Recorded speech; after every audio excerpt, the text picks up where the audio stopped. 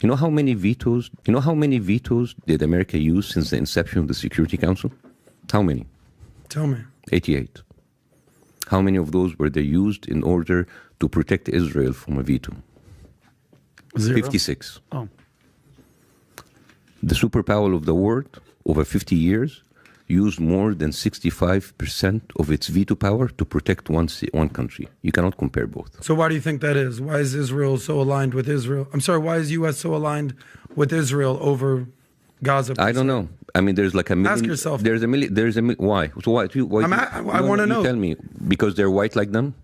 Are they allowed to... Who's white?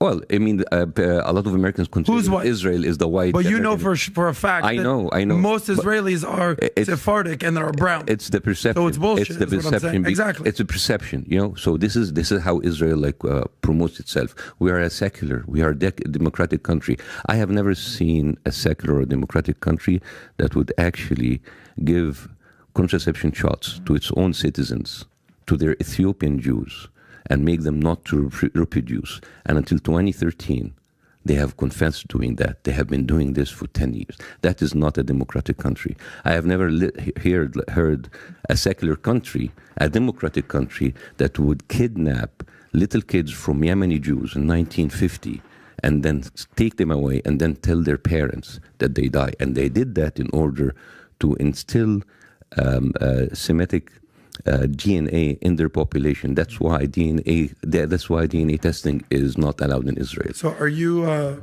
pro-Islam? Are you anti-Israel or both? I'm not pro anything. I'm pro humanity, man. So am I. It doesn't matter my religion is. I don't care actually, and I can give you 100 things I can tell you about Islamic countries that they do wrong. But what happens is right now is that the people who are bombing people every single day, they are not Yemenis, they're not Houthis, they're not Saudis. They're Israelis. For 100 days, they have dropped almost 3 nuclear weapons on an open-air prison, and all because of Hamas. Dude, if ISIS was already there, you have no excuse to kill 30,000 people. You can't say words like nuclear weapons when it's not true, Bاسم, and you know that. The equivalent of 3. No, I can't. So now they're dropping nuclear weapons? That's what you're trying to sell me on this one? I said like they're dropping the equivalent of 3 nuclear weapons. So how many people have died in Gaza? 30,000 people. Okay, according to Hamas. Obviously, UN gets their number from Hamas. So do you have a number that you trust? No, I don't have any number that I trust, but I'll take your word for it. I don't think that sounds... So how many... Hundreds of thousands of Muslims have died in the Middle East. How many people in Israel died in October 7th? According to the numbers, 1,200. According to who? But the numbers are still being counted. According to whom? According to the IDF. Oh, but I don't trust the IDF. Whether you do or you don't, those are the numbers that we're working with. Well, I'm giving you 50,000 people died, and you said you don't trust them. So who do we trust? That's not what I said. I said according to Hamas. Yeah, but so whether I believe the numbers... When you say according to Hamas, it's like it's the undertone that you don't believe the numbers. With all due respect, you're missing my point. 30,000, other than the Hamas fighters, because I will stand to kill these people. I hope 0 civilians die. But we know what happens. But they die. Of course. Every day. But let's go back to my initial question. Let me ask this question and then you can stick to my... How do you think how many... But what about 100? 0. Should stop? 0. But they're killing it. Okay, but that's not my point, Bاسم. My point is this. How many Can I ask the question? Their limbs? Can I ask the question? And then you can have the full response. Why is this issue at the forefront of the news when hundreds of thousands, since 9/11, 5 million plus people in the Middle East have died? 5 million. 5 million versus 30,000. Where are the marches? Where are the protests? You haven't been around. No, you just haven't been around. No, but I also read the newspapers. I see what's going on. Because there has been marches against what's happening in Yemen. There have been massive marches against what happened in Iraq. If you ask the average person, they couldn't tell you that there's a war in Yemen. There is a difference. But if you ask the average American, they know what is exactly going on in Israel. Here's the thing. These mental gymnastics where you want to divert people to other conflicts, these conflicts are proxy wars. These conflicts are civil war. Terrible, horrible. Civil war. There's been civil war happening in all kind of Asian and African country. The only difference is that is a foreign country invading another country, like exactly Russia invaded Ukraine, and then everybody is sitting there. All they ask is ceasefire, because one of the people in that conflict is a country that has been financed given money by the U.S., it is considered as part of the free world because they're secular, because they are democratic, and they are committing war crimes every single day under the eyes of the United States, of the UN, and the Security Council. And that is why it is different. Fair enough. So civil wars are totally okay. If it's a civil war, don't look at those are people just doing their thing. Did I ever say that civil war is okay? But you basically equivalized. Let's have a civil war, 5 million people die across the Middle East. Yeah, it is terrible. It's no big deal. Usually the civil war is really supported by like two proxy people, and they're like killing each other, and it's terrible, and they're trying to do it. And at the same time, those people are not just like killing them, they're killing them, wanted to push them out, openly saying that we are going to push the Palestinians into the Sinai. Basically, that is my country. All right? The only people shouting for the river to the sea are the Gazans. Well, Palestine will be free. So what does a free Palestine look like? You know what's the difference between regular people in the street shouting from the river and the sea? Mm-hmm. These are regular people that are carrying flags in the street. You know what's happened on the other side? You have government official like Bitzail, like the Minister of Finance. You have Ben Ghafir, who is the Minister of National Security. Both of them, by the way, were arrested many times for acts of terrorism against their own country. These are Israeli prime ministers? These the ministers. Not the prime ministers, ministers of certain. Yeah. So do you mean to tell me that Yahya Sinwar, who's the head of Hamas, or Mahmoud Abbas, who's the head of the PLO, they're not politically saying from the river to the sea? So if we're going to use that equivalence... You didn't even finish. Go ahead. So first of all, you are comparing a militant group, a terrorist group, with a secular democratic country. This secular democratic country that I'm telling you about, they have ministers coming up with the map of Greater Israel behind of them, and they openly talk about them, which is, by the way, if you don't know, the Greater Israel map is from the river to the Euphrates, including part of Saudi Arabia, Jordan, Lebanon, and Syria, and of course Palestine. So that is the official talk of the official ministers. So you want to kind of ignore this, and you go after random people in the streets with flags saying from the river to the sea. Don't you see that comparison is a little bit off? It's not just random people. It is Hamas, who is the governing body of Gaza. Hamas? But the point of a democracy, what do you mean? Hamas, at the end of the day, they're a militant group. They're a militant group. They're ISIS. You don't take them seriously. Militant group. Don't take them seriously. They're the leaders of Gaza, Bاسم. They were elected in 2006, and as your joke said, a 30-year... 2006, when nobody actually was alive by then. Like now, like people there, how many people were alive? 50% of Gaza was not alive in 2006. So if you did an election right now, they're not going to be the rulers of Gaza. Yeah, but you didn't do an election. That's the point. Why is that? Why is that? Because basically they kicked out Fatah and the PLO, and they're running the West Bank. And Israel didn't put them under blockade and kick the shit out of them. There is an argument to be made there. You think that I'm saying that Israel is completely innocent? Do you think I would say that the U.S. is completely innocent? No, I don't think you said that. We had a debacle in Iraq. We had a debacle in Afghanistan. There's no perfect country. There's no innocent country. Listen, this is what you do. And when I say what you do is what America and Israel and all of this, like let's kill them all. No. You've already put words in my mouth. You've called me racist. You're saying that I want to kill everybody.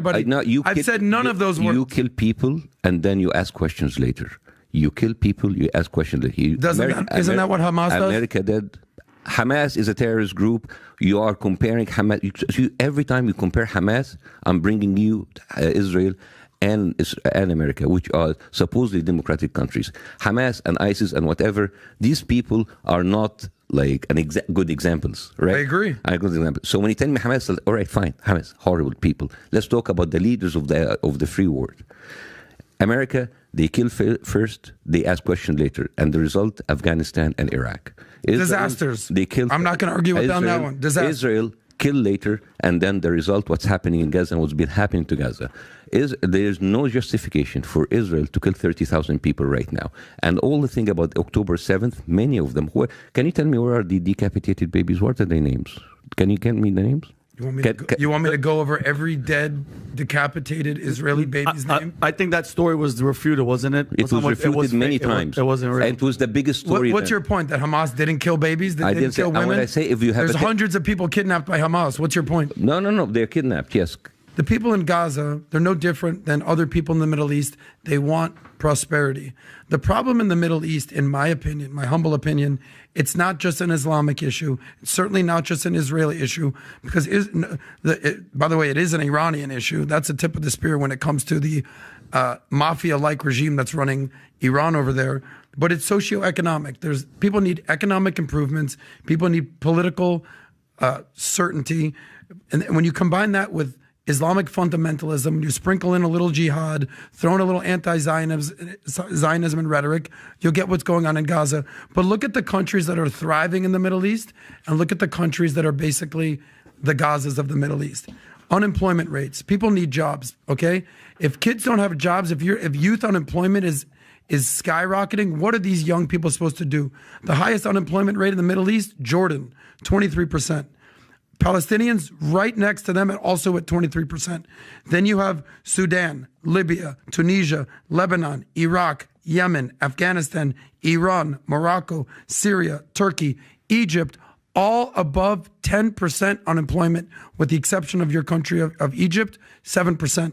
Every single one of those countries, political upheaval, especially what's going on in Iraq, Afghanistan, Palestine. But did you notice that all the good countries, high unemployment rate, low unemployment rates? Qatar, 0.3%, one of the richest countries on earth. They just had the World Cup there. Richest country in the Middle East. Bahrain, 1.9%. Israel, 3.3%. UAE, 3.4%. By the way, the UK's unemployment rate is 3.5%. So UAE is better than the UK. Kuwait, 3.7%. Same as the US. When people don't have jobs, and they don't have purpose, and they don't have meaning, and they can't work, and they can't basically have political economic sustenance for their family, they're going to resort to violence. That's why every single one of those countries that is 10% unemployment, those countries are, as Trump says, shithole countries. But all the nice countries, Qatar, UAE, they're all thriving. So it's not an Islamic problem, it's an economic problem. Now, if you want to talk GDP, just for my last point, the countries with the lowest GDP per persons, those countries are disasters. Afghanistan. You know what the average person in Afghanistan makes a year? $350 a year. Afghanistan. Syria, $420. Yemen, $650. Sudan, $1,100. Morocco, $3,400. Palestinians, above any of those guys, $3,700 a year. Lebanon, $4,000. Egypt, $4,200. Conversely, every single rich country has zero problems. Qatar, GDP, $87,000. Better than the United States. Better than the United States. Israel, $55,000. UAE, $54,000. Kuwait, $40,000. I can go on and on and on here. The bottom line is this, what I've seen in the Middle East, it comes down to socioeconomics. Then you sprinkle in a little Islamism in there. Why is every rich country in the Middle East have no problems? But all the poor countries are suicide bombings, terrorists. Gaza had the opportunity to invest billions of dollars into infrastructure. In what? Into infrastructure. How? But they built tunnels and bombs. But my question is... No. You're wrong. Gaza has not built tunnels and bombs? You're wrong. You said like as if there was like some sort of a prosperous source of economy, and all of Gaza said took that and put it on in tunnels. What you're missing here is Gaza since 2006 is under blockade. And even the medicine, even the water, even the electricity is controlled by Israel. They don't have... I'm not asking you about Gaza. I'm asking you about the Middle East, to be clear. You want to focus on Gaza and then you want to turn it back on Israel. I'm asking you specifically... I'm sorry. Let's not talk about Israel if that will make you a little bit nervous. We can talk about Israel for the next 2 hours. Other countries in the Arab world so we can prove that Arabs could be bombed at any time because we're fucking poor? No, that's not what I'm saying. That's exactly what you're saying. No, they're just like poor people killing each other and we're just like there watching them. No. I'm sorry that, dude, I like you, but seriously, your undertone is fucking racist. From the beginning until the end, you are looking at those people as lesser people who have made bad choices, and because they are poor, they are okay to be fucking bombed by Israel. Okay, this is the third time you've used the racist word. I've never said that once about you. Your undertone is very, very, very offensive. So when I read stats, you don't like my tone when I read stats? You read the stats basically telling people, like, you see, because they're rich, they got this to themselves. The rich people are better, the poor people are okay, so we can have to kill them every now and then. That's not what I said, and you're putting words in my mouth, and it's actually super disrespectful. I'm reading stats to you. I'm saying, how can we uplift the poor countries in the Middle East? How can we turn... Remove the blockade. That's number one. No. I said the Middle East, funny guy. Remove the blockade. I said the Middle East. You're talking about Gaza. I'm naming all these countries that are thriving. Qatar, Bahrain, UAE, Israel, Silicon Valley of the Middle East. What can be done with the countries that are quote unquote shitholes? Okay, give me a country like a shithole. Give me an example. I'm looking at the unemployment rates in all these countries. Give me one country. Afghanistan, Okay. Syria, Afghanistan. Lebanon. Why Afghanistan became a shithole country? Because they endorsed the Taliban. They did. They did. Yeah. Isn't that a little bit of a reductive way to tell history? Because at the beginning, there was no Taliban, and then the Soviet Union came in, and then America came in, supported the Taliban, make them bigger than they were, and then at the end of the day, they support. If you remember Rambo 3 was supporting the Taliban, so Taliban was really cool, and even they were even hailed by right-wing Christians as freedom fighters, anti-communists. And then what happened? America, some people like the Richard Wilson Wall wanted him to come in to put some schools. That no. We spend all of this money of tanks on weapons. We don't need to put them schools. What happened? Taliban flourished, all because of America interfered, made it shitty, left everything. Taliban flourished, and then America went in again, spent $2 billion, making it even $2 trillion, made it even worse. So when you tell me like a country is not surviving, it's not because there are bad people there. No. You have to come into the root cause. Every single country that you said, I can bring you the root cause of how America and the West has fucked this country to become. Go to Syria, go to Lebanon, go to there. Yeah. Bashar al-Assad, killing his own people, gassing his own people. Tell me what that's Americans' fault. Who's he supported? Who was he supported by?